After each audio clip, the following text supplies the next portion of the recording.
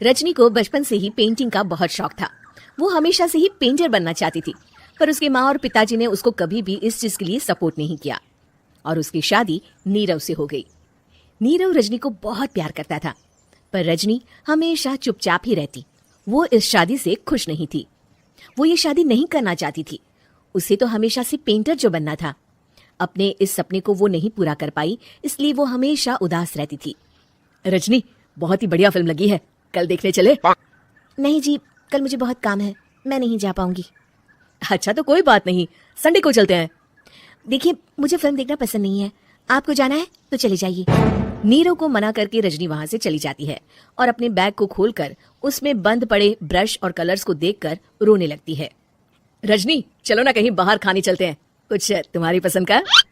जी मुझे नहीं जाना, मेरी तबीयत ठीक नहीं है। रजनी वहां से चली जाती है।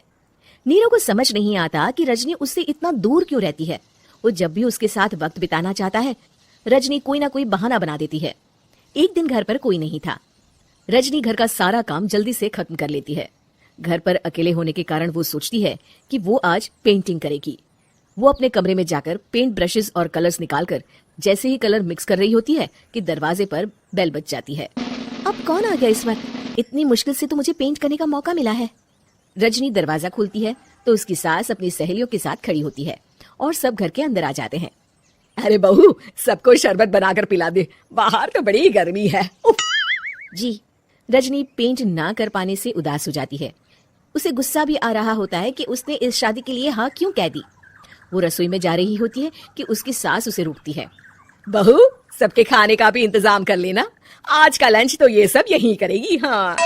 रजनी बिना कुछ कहे रसोई में चली जाती है। सबके लिए खाना बनाती है। सब खाना खाते हैं और रजनी घड़ी देखती है कि ये सब कब जाएंगे ताकि वो अपनी पेंटिंग कर सके। जब शाम होती है तब सब चले जाते हैं अपने घर। अरे बहू, सब तेरे खाने की तो बहुत तारीफ कर रहे थे, सबको बहुत अच्छा लगा खाना। आपको मुझे सुबह बताना चाहिए था ना कि आपकी सहेलियां आ रही हैं। पता भी है कितना वक्त लगा सारा खाना बनाने में। अरे बहू, तू ऐसे कैसे बात कर रही है मुझसे? तो और कैसे बात करूं? मैं इस घर की कोई नौकरानी नहीं हूं कि इतना काम करूंगी। रजनी अपने कमरे में जाकर दरवाजा बंद कर लेती है। शाम को जब नीरव आता है तो उसकी माँ उसे पूरी घटना के बारे में बताती है। क्या रजनी ने आपसे इस तरह बात की माँ? हाँ, और पता नहीं उसे क्या हो गया है, शाम से बाहर भी नहीं आई है। मैंने तो कई बार आवाज दी, खाना भी नहीं खाया उसने। तू ही बात करके देख ले बेटा। नीरव अपने कमरे का दरवाजा खटखटाता है। रजनी, दरवाजा खोलो, मैं हूँ। रजनी दरवाजा खोलती है और फिर वापस जाकर अपने बिस्तर पर लेट जाती है।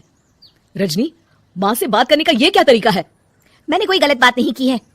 अरे तुम क्यों ऐसे बर्ताव कर रही हो सबके साथ? क्या तुम इस शादी से खुश नहीं हो? रजनी कुछ नहीं बोलती। अरे बताओ मुझे रजनी, क्या ये शादी तुम्हारी मर्जी के खिलाफ हुई है? हाँ, मैं ये शादी कभी नहीं करना चाहती थी। तुमसे क्या, मैं किसी से भी शादी नहीं करना चाहती थी। रजनी रोने लगती है। चुप हो जाओ रजनी, बताओ मुझे, तुम क्यों नहीं करना चाहती थी शादी? रजनी बेड के नीचे से अपने पेंटिंग्स, कलर्स, ब्रश, पेपर्स निकालती है। इतने में उसकी सास भी कमरे में आ जाती है। ये देख रहे हो, ये थे मेरे सपने। मैं पेंटर बनना चाहती थी, पर माँ पापा ने कभी सपोर्ट नहीं किया और मेरी शादी करवा दी। मेरे सारे सपने टूट गए। हर वक्त बस गुस्सा आता रहता है मुझे। मैं जानती हूँ कि आप लोगों की इसमें कोई गलती नहीं है, पर मैं क्या करूँ, मुझे समझ में नहीं आता। रजनी फूट फूट कर रोने लगती है। मुझे माफ कर दीजिए, आप दोनों के साथ मैं बहुत बुरा बर्ताव कर रही हूँ। अरे रजनी बेटा, चुप हो जाओ तुम। नीरव पानी लेकर आता है। ये लो पानी पियो और शांत हो जाओ। रजनी पानी पीती है और उसकी सास पेंटिंग्स देख रही होती है। अरे नीरव, हमें तो पता ही नहीं था कि हमारी बहू कलाकार है। अरे कितनी अच्छी पेंटिंग्स बनाई है, देखो तो। ये वाली तो मैं अपने कमरे में ले जाऊंगी। आपको ये पेंटिंग्स अच्छी लगी? अच्छी नहीं, बहुत अच्छी लगी। और तुमने हमें बताया क्यों नहीं?